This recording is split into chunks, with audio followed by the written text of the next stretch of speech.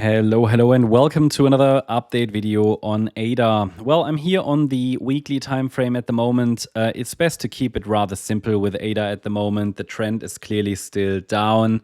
I'm watching for, possibly a reaction to this region, which could indicate the start of a C wave up, but that's what I described over the last few days, right? There's no sign the bulls are taking the lead here at the moment. I think I spent basically a good, probably at least half a year in 2025 to explain to you that we need a break above this yellow trend line to even consider that we have an upside breakout.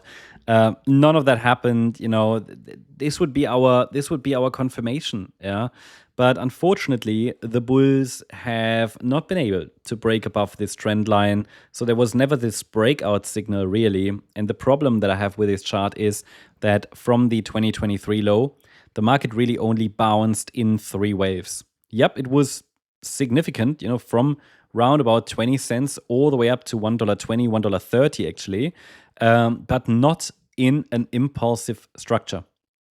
So I remain quite skeptical about it. I need a local 1-2 setup for a confirmation that we've bottomed. I don't have that at this point. And therefore, the local trend remains down. The next support area is between 32.2 and 26.7 cents at the moment. Yeah, this is also, these are just the next support levels.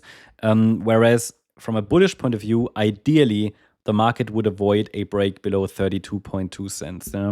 I added the 26.7 cent level just to be able to show you an additional Fibonacci support level.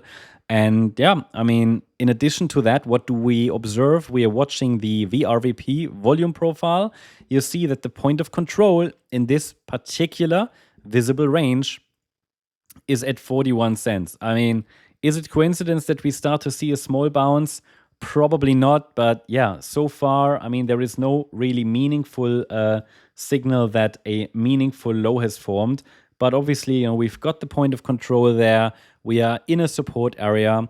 We're approaching this previous trading range, you could say here. But no real confirmation yet for a low and a reversal. So let's see if the market turns around a little bit and gives us a first 5-wave move.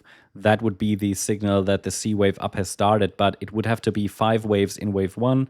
Then we can watch for a wave 2 pullback, and this is basically the roadmap for higher prices until we see at least the first 1-2 setup.